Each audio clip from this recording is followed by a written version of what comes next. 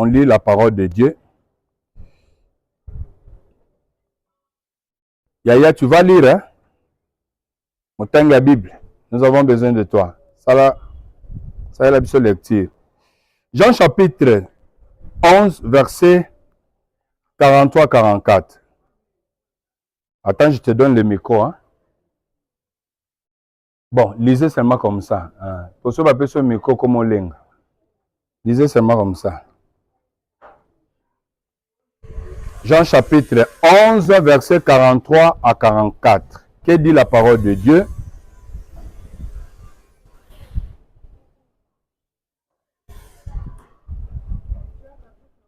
Verset 43-44. Amen. Esther, lève-toi. Nasimanaye koloba bongo agangi na mungongo makasi. Lazare, sort.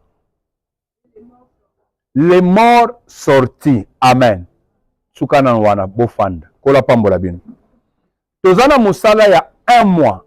Et bandaki depuis le 16 novembre et aussi là le 20 ou le 21 décembre. Amen. Et ça musala ya communauté mobimba. Et communauté mobimba nde tozana service oyo na monde entier. Soko koti atotali baseya seza na États-Unis eza wapi okokuta biso nyonso tozana mateya moko oyo tozoteya. Mateya yango eza nini? Grand thème eza nini? Nana ko rappeler ngai. OK. Grand thème est la rédemption et la délivrance. Amen. Et on avait dit quoi? Tout que ne rapide pour tout si Samuel et Makas. La rédemption, c'est quoi?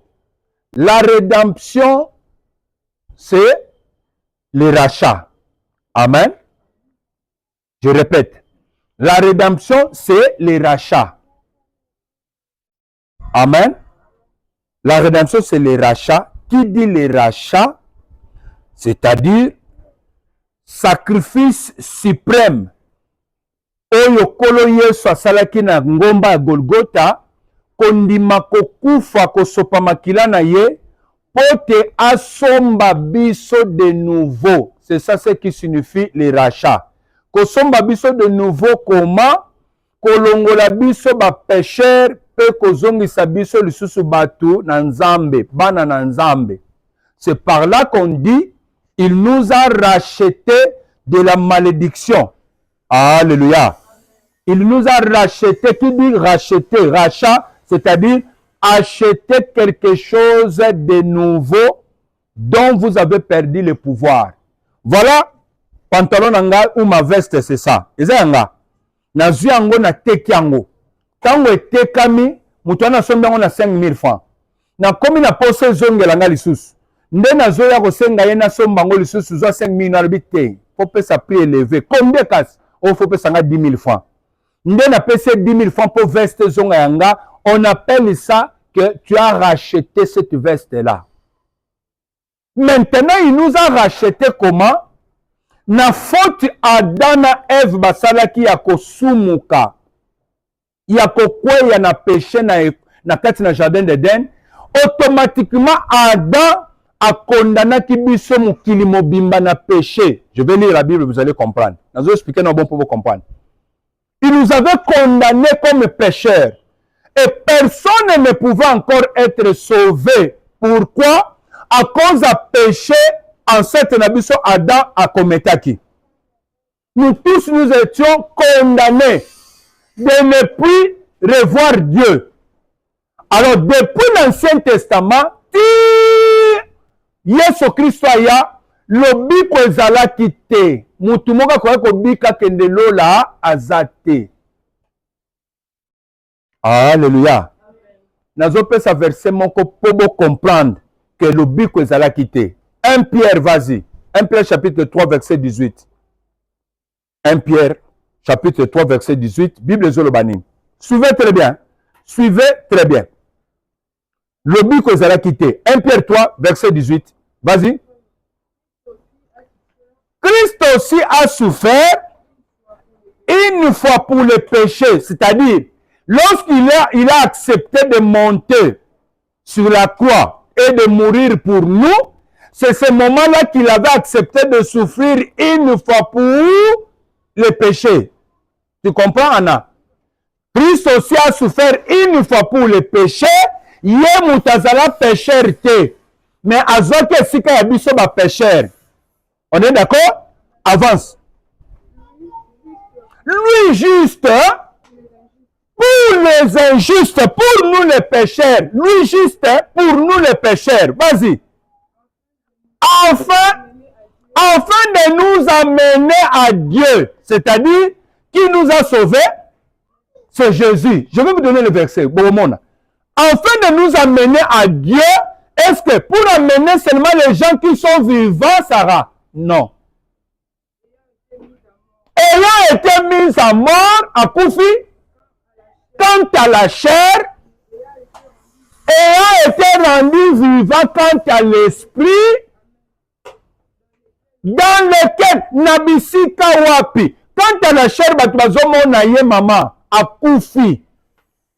Mais na esprit, azalaki mutu azana bomoi, Nabisika wapi, oya kendaki, dans lequel, laso yakei, ake wapi, expliquez, ake wapi. Dans lequel aussi, il est allé prêcher aux esprits en prison. Ça veut dire quoi? Zéro va continuer, pour verser, ils ont continué. Quand on y est sur Koufa, ba Pierre na ba Jean ba olela, ko Koufa te, ko tika bisote, tous à l'attaque, ils ont ça comme événement. Donc, il devait mourir pour aller aussi sauver les esprits qui étaient en prison. Catégorie d'esprits qui étaient en prison, continue.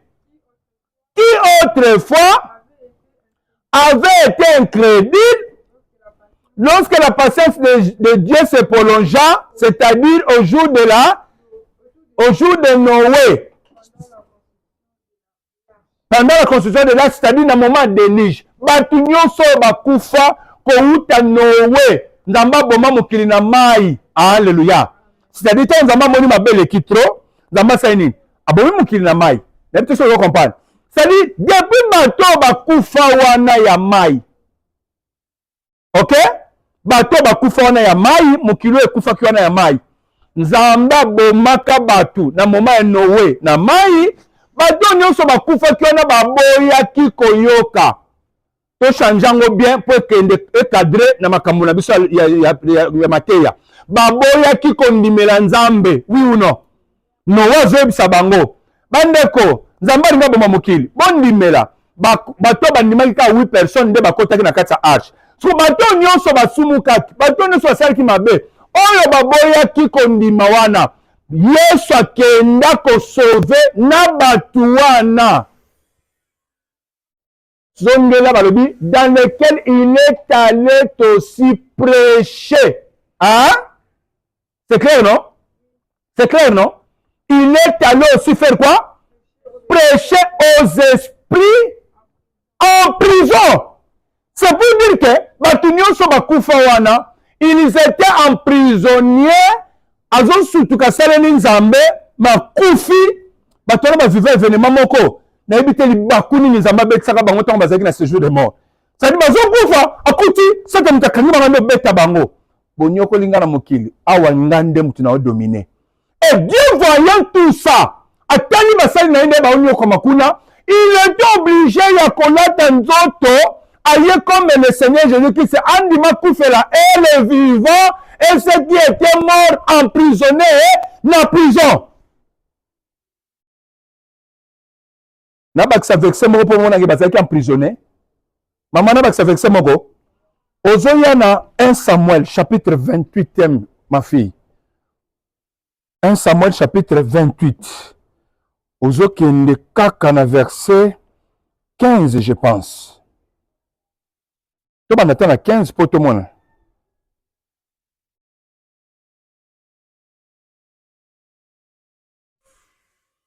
Banana 14. Non, pour tout comprendre. Pour comprendre l'histoire bien. Tu bandis dans verset 11. La plus rapide. La femme dit, Qui veux-tu que je te fasse monter? Et il répondit, fais-moi monter Samuel. Aweza roi Saoul, ok? Akuti bitumbezo telemela ye, makambo telemi makas, azoye bate, akele bunda, tokele bunda te. Parce que nzambe pa zolinga ko répondre ye te. Akele pa ba prophète, prophète akokanga misu boye nzamba boye loba. Prophète akokanga misu boye nzamba boye loba.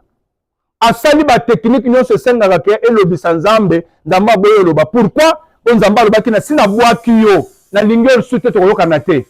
Siko azui ide zozo ezani. Alobia banganga pe bayebaka makambo ya monde spirituel. Oui ou non? Oh, bon bando kitanga otalo ba omona makambo nyonso spirituellement. Po bango bazana miso ezo mona makambo wana. Ndalobeke ne kokutana na banganga oya benganaki na kati na mboka. Banganga wana bakima événement ya roi bomaka bango. Soit que luka nganga moko alati na lolenge moko ke nganga ko yeba teke wana nde roi Saoul. Soko bandi na ebandela chapitre ndo comprendre ngo. Amen.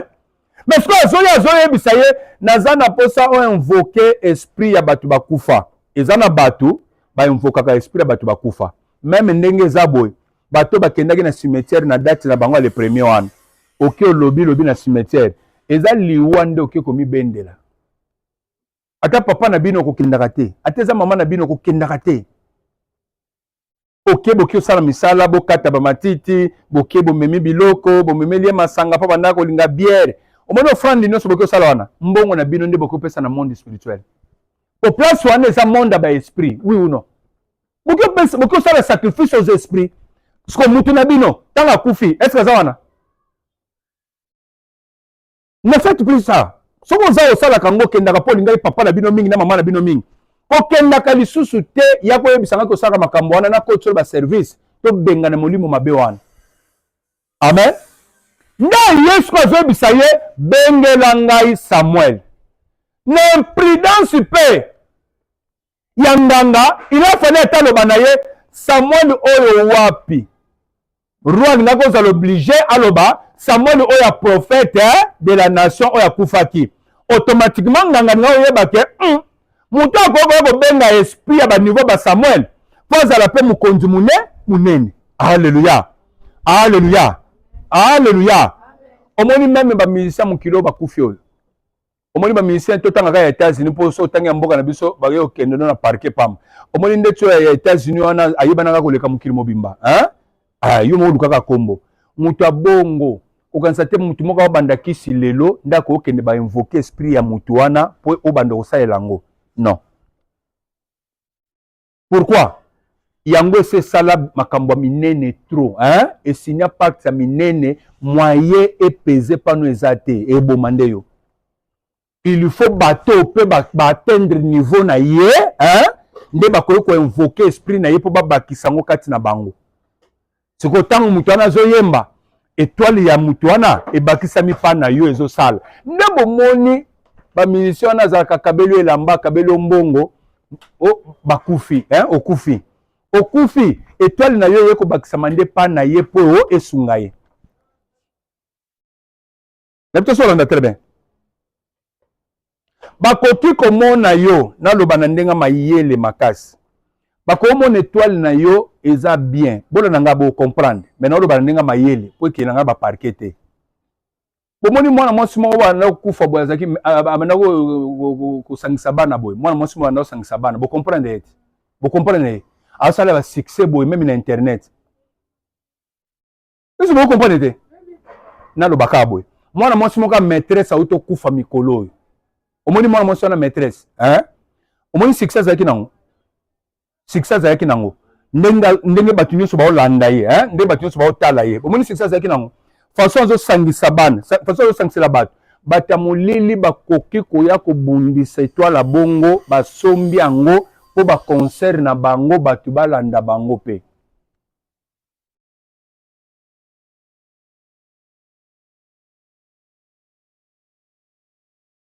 Nazolo bapenda avec beaucoup de sagesse pour ezalate o take batu moko boye baba no memona ba parquete. Batu amolili batala ke toile bongo. Oya ye monisa makindenga osala succès, mais yo non monisa mete mais soki batu amolili atali yo aomona. akopesa eloko ya mabe po arécupere makambo na yo wana. Po Satana aza na eloko mosusu asalelaka biso te soki eza kaka récupere oyo aye kobamba ngo mpa na yo po esunga yo na bakisi lisusu. Nde omonaka motu moko aza na mabulu ya diama azosacrifie siko bato nio bakoti na sa mabele bakenda kolukela badiama mpa oyo bakufi 5 personnes. Bokosima motu bobolela boneli aye akabeli bino mapango apesi bino bambongo mpona susi ya bato na bino bakufi. Me ya azwi 5 esprit wana bakomi baesclave na ya butu oyo bakendaka kolukela ye badiama na mabele ya bato mosusu bakomi bamiyibi na ye bakie bazwi badiama kuna baye opusa yango mpa na ye. Soki basi baye nango mpa na ye ya koyeba mpo bakosignale ye spirituellement kende baprince ye ndo komona ye tokomponaka te so ye moko aye soki ka ye moko aye na kati ya place na badiama il faut kaka badiama emonana ondiri ye moko atambolaka nango to ndenge nini ye moko atambolaka nango te baesprit na ye soki ese communiquer ke suite oye na marchandise nde ye ayaka kaka mpasa nini azwa nde komona ye na contrôle makasi pa nyonso bokobimisa ye azomona mbala moko tuna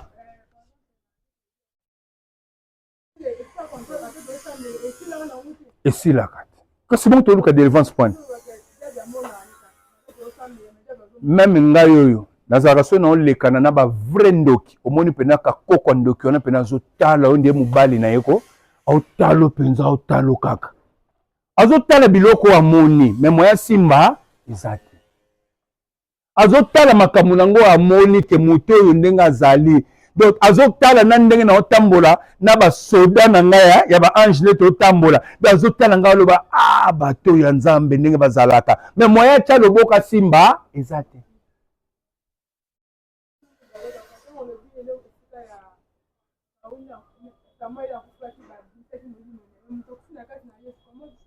Nde place na bandaki kotanga ti nde place nazo explike ti ke Yesu nde ntango azokufa bato baza bavivant baoregrete kokende te kotika biso bato kosuka ndenge nini nawa bafarisien awa osoka mpa de susa bapote me ye azokufa bongo azokende po akende kosauve baesprit oyo ekangamaki depuis Noe bato nyonso basumuka bandimaki nzambe te Yesu akei kosala nini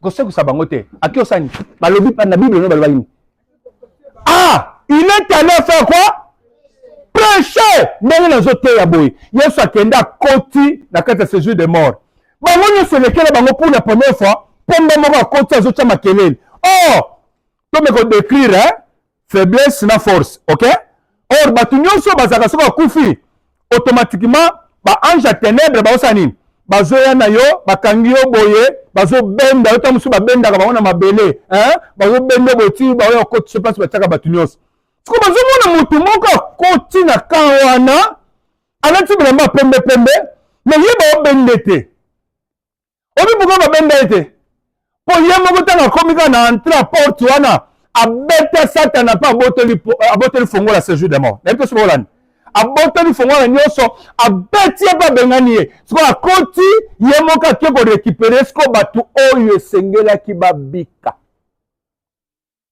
seke eza na bamosusu esengelaki mpe babika te mpo bandimela mpe Yesu te eske ntango nazoteya awa bato nyonso nde baondimela nde akoti sikoyo abandi koloba naye kobikisa bino papa atindi ngai oyo azondimela nga sikoyo aobika na nga mpe sikoyo nuwa atali baabrahamu nyonso baotala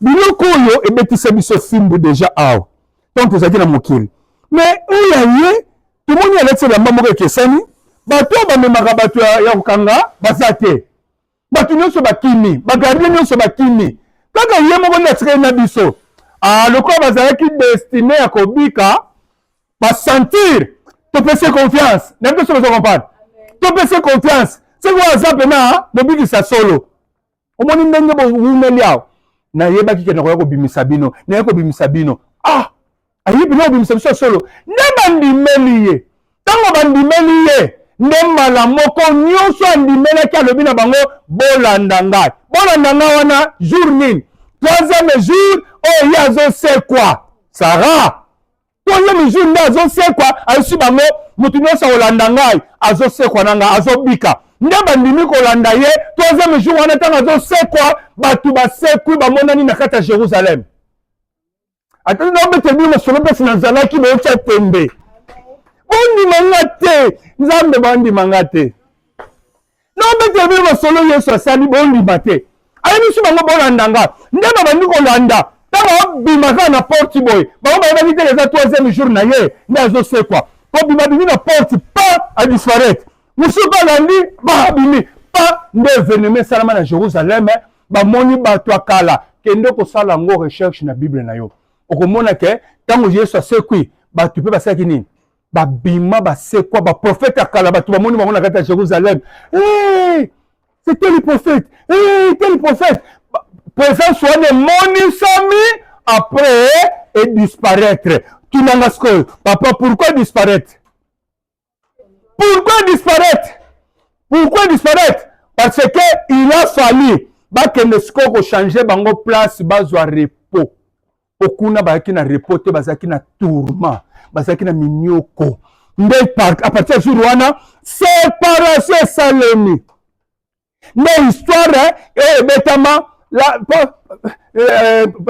riche azoloba na Abraham na kati ya liwa azoloba natiki bandeko na ngai na mbongo na ngai yebisa pauvre Lazare akende azwa ata mosapi na ye atangisela ngai ata litanga mai mpo nazonioka mawa lubwaku wana esalama ya séparation na bango bato batikali na séjour de mort ntango Yesu abimi na bato na ye basekwisekwi achange bango atie bango place ya repos automatiquement bato esengaki babika te babudaki batikali na séjour de mort batikali na place ya tourment nde lisolo ebetami ya riche akufaki pauvre Lazare lokola bandaki kondimela nzambe akufi bango mibali ntango bakufi séparation esalemi riche akei place ya tourment mais pauvre Lazare ake wapi ake place ya repos pourquoi mpona kozela ti Yesu akoya enlèvement esalemi mpo akende kofuta biso dans les airs.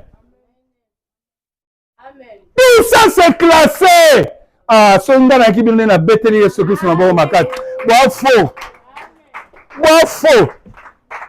Boafo. So nzali bena nga bino na beti maboko. Ozomona musala kola sali. Il est allé prêcher aux esprits en prison. C'est-à-dire pour les salis. Pour na lobiko, eza na lobiko pesi musu te soki kaka kondimela nani Yesu. Na bato bakufa kala. Omoni ta bakuta na ba discussion na bongo bato bakufa kala. Bongo siko bato bakufa kala. Bino bolo bela kaka ya bato lelo bato na ba bika ndeni. Bato Yesu akotaka na moment wana akena te ya bango baza sauvé. Tango biso beto okufawa na biso bato to okufela lelo toza tondimeli ye toza sauvé. Tozo kuta na biso nyonso wapi na lieu de repos. Alléluia. Siko différence eza nini na lieu de tourment séjour de mort na lieu de repos. Différence eza nini nazo sili ça Samuel no wana po comprendre. Différence eza que biso na lieu de repos soko za mona na nzambo okufi okeko se reposer misala na nyonso efandi. Ekezelati kola futa yo mwaye molili eya kotungiso kuna ezate.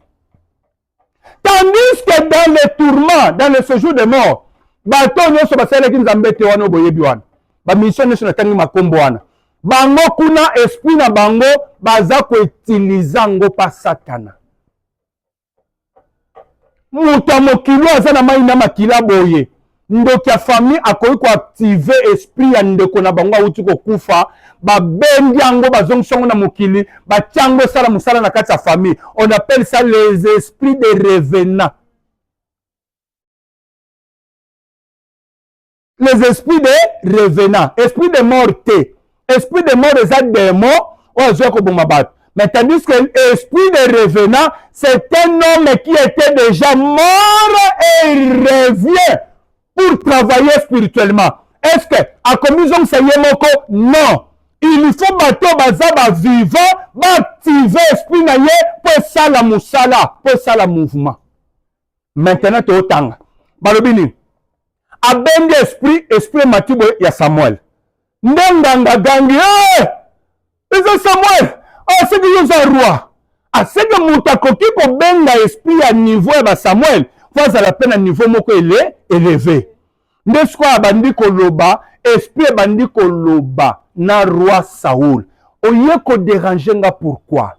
Tant nazaki vivant, nzamba gangela ko yoka kité. Nzamba sabotoli bokonzi. Apesa ngo pa David ndenge na yebise ko tant nazaki na bomoi. D'ailleurs ndenge kuto ye ko lukanga pa ba wei. Lobi ozo kufa. Oyoki tango kina ko luka ba wei. Mba moke me maganini esprit de mort. Soka yaka nete. Est-ce que nga go yoka ke mo wei a décider le liwa lobi.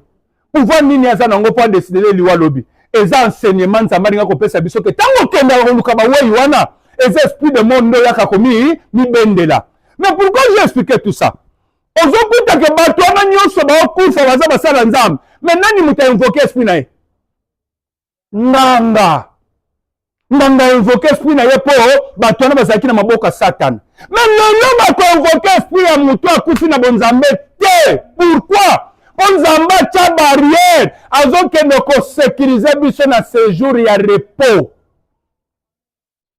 Mais pourquoi dans le séjour il y a repos? Il y a des conditions on a besoin de expliquer que la rédemption c'est le rachat, c'est l'adoption. Que Nzamba ndimi sous comme moi na ya peso caché à Saint-Esprit. Automatiquement, c'est le salut de nos âmes. Votre esprit est sauvé pour redevenir enfant de Dieu. C'est ça ce qu'on peut dire la rédemption. C'est le sacrifice que Jésus a fait pour nous. Il y a qu'on se sacrifie qu'on nous somba biso lisusu. Na maboka Satana, pour ton zone na bana na Nzambe, to comme na présence ya Saint-Esprit, oh sali que comme si biso bana na Nzambe. Romains chapitre 3, verset 22e. Toke sikoy. Ah, makambo nyo sonote ya kitoko hein? Est-ce que tu comprends? Ola pambola bino. Tanga papa, maman. Romains chapitre 3, verset 22e ozokita. Que dit la parole de Dieu? Toke rapide. Toke no silisa. Moye. Nasala mbangu dans 5 minutes à tout 6 na biso. Romains chapitre 3, verset 22. Ozokita. Toke? Vas-y, lis. Justice de Dieu. Justice de Dieu par la foi en Jésus-Christ. Et lui, Kolobani. Ce qu'on t'a justice. C'est comme si, bazo, tali salikamu, kata makambutu consort. Ok? Mais, quand on dit justice de Dieu par la foi en Jésus-Christ, bazo, la justification de devenir enfant de Dieu, c'est par Jésus-Christ. S'il faut être justifié, que l'on soit pécheur, ou comme a reconnu mon ananzam, et fandi katina Yesu. Tanga sikoy. Tombe la voix. Justice de Dieu par la foi en Jésus. Pour tous ceux qui croient, pour tous ceux qui croient en Jésus-Christ, ils sont justifiés. Et il y a point de distinction. Oh, bango baba na nzambe te, oh aza congolais, oh aza étranger. Non! Si vous croyez en Jésus, vous l'acceptez Seigneur et Sauveur. Vous êtes justifiés, vous êtes sauvés. Il n'y a plus de péché en vous parce que vous avez cru en qui? En Jésus. On se pose des questions. C'est toujours la rédemption. Vous avez cru en qui? Est-ce que vous avez cru en Jésus? Si tu as cru en Jésus-Christ, on dit que celui qui a cru en Jésus-Christ, c'est même foi qui? En Jésus. C'est-à-dire, il pratique ce que veut Jésus. Pourquoi? Parce qu'on dit qu'il soit votre Seigneur et Sauveur. Qu'il soit Sauveur et Seigneur. Tandis que les gens viennent à l'église pour que le Seigneur soit d'abord leur Sauveur. Il cherche Dieu comme un Sauveur. Mais il ne veut pas que le Seigneur soit leur Seigneur. Or, la Bible commence qu'il soit votre Seigneur et Sauveur. Qui dit Seigneur? Il faut qu'il puisse dominer sur vous. S'il ne domine pas, il ne sauve pas. Mais s'il domine sur vous, vous le respectez, vous l'obéissez, automatiquement, vous avez le cadeau du salut. Quel salut? Vous avez le salut spirituel pour la vie éternelle et vous avez le centuple pour recevoir sur la terre, comme Pierre a dit, Seigneur, nous avons tout abandonné. Nous te suivons chaque jour. Donc, on voit nini. Alors, mon côté à tika biloko na ye, à l'andinga, na siècle présent, azanga kozwa centuple biloko mukili, et na siècle venir, azwa la vie éternelle. Si vous avez Jésus en vous, et qu'il domine en vous, il règne sur vous, vous le respectez, vous l'obéissez, vous suivez ce principe, vous devez le savoir que vous allez recevoir les deux saluts, salut éternel et salut physique. Amen. C'est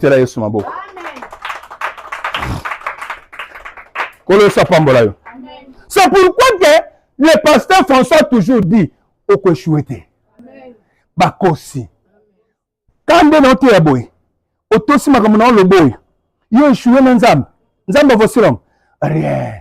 Puis ce chèque zakate au chouete. On m'a dit que tu vas poser au monde à boy. Et ça reflet à Moussalo et Zawa. Amen. Et ça image ya makambo gezalao. Yo kasi Nzamba ko pesa ka église boy. Après ça dans le vide de maman Sarah. Ce qu'on y mate ya moto ya oteyo. Natango o mona pesa boy. So mona teke eza image moko. Eza moto yo bato belé fo basani. Balanda ka yeba yo kakaye. Ce que moto na miyebi. Aza komitika te, aza lâche te, il persévère. Lorsqu'il persévère, banzela to que le fondament se fondament. C'est le fondament. Et c'est ça la foi en qui? En Jésus. J'espère en lui. La foi, ça fait l'assurance de choses qu'on ne voit pas.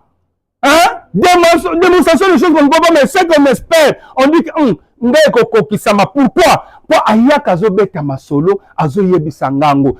Mokile mata, satana bundisa. Nzamba tyenga verbe pona bikisa batu.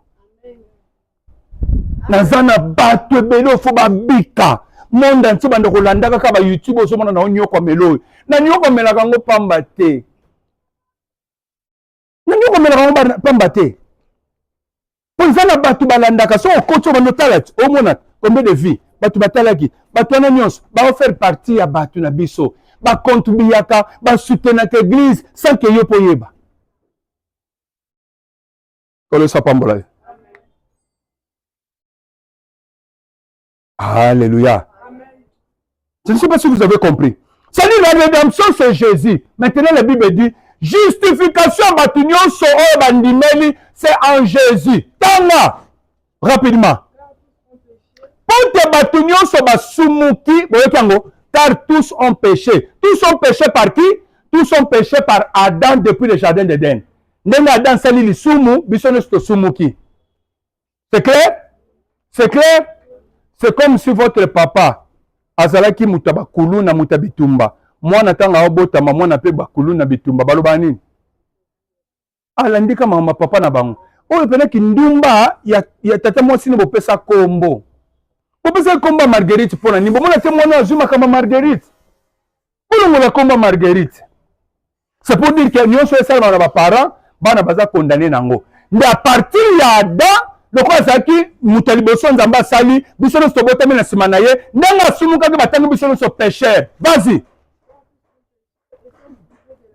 Justification ça en Jésus. Pourquoi bazo faire la comparative wana? Parce que tous sont péchés, sont privés de la gloire de Dieu. Alors c'est pour vous faire comprendre que s'il faut être justifié, il faut la foi en qui? À Jésus. Tanga. Et ils sont gratuitement justifiés. C'est-à-dire la rédemption, être sauvé encore. C'est un don gratuit que Dieu nous donne. Dieu te choisit. Alors, maman jolie. Yako Sambela. C'est un don gratuit que Dieu vous donne. Et ça, nous pouvons saboter. Surtout vous les enfants qui êtes à l'église, vous trouvez cette grâce-là. C'est votre bénéfice. Ne soyez pas de lâches. Ne négligez pas ça. Ne foulez pas ça aux pieds. Nos parents ont beaucoup souffert. Pourquoi Sambela? balinga makambo nzambe te yango milinga emoneli bango moni milinga epelela bango wana emoneli bango mpo balinga makambo osambela te papa na bino anda ofinga makambo osambela afinga bapaster ti lelo mama na bino kuta alinga bapaster te so balobi meme makambo ya eglise na lopango na bino baventurier batapambapamba azobenga na eglise mpo nini aza na kindoki ayebi ke soki eglise eye misala ndenge esa nini eyebima polele lumière ya église ekofongola mpo elakisaki moto alokaka awa yeyo. Vous savez ce que nous sommes en train de faire mosala na osala ça va éclairer bamapangu nyonso eza pembeni awa e bato bakozwa sécurité spirituelle même bandoki oyo bayaka koloka bakokoma na difficulté na permettre moko ya force ya église oyo eke s'étendre ekesaleke bato baolala awa moye bandoki na bango meme bakita wana eza te. Pourquoi? Po moto ezopela eza kosetendre ezokende makasi bato bazalaka pembeni na église ya solo ya nzambe bavivaka bénédiction wana bavivaka couverture wana donc ozokuta balalaka pongi moko ya bien meme bitumba famille mwayeyela bango wana eza te tanga baba baza justifié à partir ya Yesu apesi bango don gratuit toke par sa grâce par le moyen de la rédemption en Jésus-Christ. C'est-à-dire, le biko efandi quoi? Efandi comment? Nakati na Jésus. S'il faut être sauvé, la rédemption se cache en Jésus. Qui dit la rédemption? Répondez-moi. Le rachat. C'est-à-dire, pour être justifié, pour être sauvé, pour être acheté encore et redevenir enfant de Dieu, ça se trouve à qui? En Jésus. Maintenant, si vous ne l'acceptez pas, est-ce que vous bika? Vous voyez ça? Ce que vous tuna biloko kana expliquer na tongwao. Akotati na kunda ke ko sauver bato. Okanisa ko zonga lisusu deuxième fois pas salango. Bible eza na verset mbelobela yango. Soki ezalaki ke pas salango deux fois, eza passe akoki ko salango te. To tuna sikoyo. Nini koza la pasi panzambe? Alléluia. Nini koza la pasi panzambe? Mais nzambe moka lobi. Soki eza pona deuxième fois po na nzoto boy alela ye moko papa. Soki moyen zalo longo la coupe yo longo lango. Po santé ki douleur na onde ezalaki. So verset mo bimezo loba soko yo tuna na kopeso yango. Soki ezalaki ka répéter ngo deux fois, eza pasi akolinga ko répéter yango te. Alléluia. Eza pasi akolinga ko répéter yango te. Kolo sa pambola yo. Siko bato nyonso bazoboya ya sikoyo na oyo baondimela te. Baza perdi po oyo ko sauver bango lisusu aza te. Soki banowe na batakala bazwa grâce wana po bango nzambe ayaki akoti pasala musala ya une fois pour toutes. C'est que deuxième fois, deuxième mi-temps eza te. Mi-temps kaka yo za nango eza voix oyo nga nazoteya. Soki oyoki grâce oyo nazosopela oyo ngolo nzambe apesi yo mpo ndimela ochange olonga na mabe. Soki oyoki yango vous êtes sauvé. Nalingaki ke na ntongo wana ngai nasimba makambo ebele me namoni rédemption façon tosimbeli yango esimbi biso quand même. Alléluia. Na trouble bino na délivrance te. C'est pour dire quoi? Il faut croire en Jésus. Continue. Il faut croire en Jésus pour le salut de vos âmes et avoir le centuple sur la terre. Continue. Le don gratuit, ok papa? C'est lui que Dieu a destiné par son sang. Par le sang de qui? S'il faut être la rédemption comme ça est en Jésus, c'est par son sang qu'il a versé sur la croix, une rédemption wana. Et que quand on a vu un mouton, il a nimelié, qui a la Seigneur et Sauveur. Vas-y. C'est lui que Dieu a destiné par son sang à être pour ceux qui croient. C'est le mananouan. Alors, ceux qui ne croient pas. Aozalanini pour Nabango. Aza le côté pour Nabango. Aza trouble pour Nabango. Aza aventure pour Nabango. Mais pour ceux qui croient, Dieu l'a destiné par son sang. Vas-y. Victime propitiatoire. Quand on dit victime propitiatoire, c'est-à-dire quoi? C'est quelque chose que Dieu a mis devant lui-même Dieu pour ma faveur pour Nabatu, pour qu'il te sakanda ya Nzambe. C'est-à-dire Dieu était fâché pour Mutumoka Bikate, mais pour Jomoya Kobikisa, Nzambe asali chemin moko, ya kote loko moko liboso na yeboye, pour qu'il te sakanda. Pour ma faveur ya Nzambe, pas batu, pas batu wana babika. Vas-y. C'est-à-dire, le col a une victime propitiatoire. Il y a une partie de nyonso. Il y a commis pour Nzambe, pour na biso, automatiquement, Nzambe c'est quoi ndimi ko justifier biso. Que à cause du sang de Jésus-Christ, nous sommes sauvés. Nous sommes à cause du sang de Jésus-Christ, nous sommes en sécurité ensemble. À cause du sang de Jésus-Christ versé sur la croix, nous sommes en Saint-Esprit. Oye betio caché ce qu'on a comme mwana ya Nzambe. Mateus sukiwan. Nani azala mutuna. Je vous donne l'occasion pour batumusu bazoya ka dimanche. Nani azala mutuna ko otuna. Je réponds.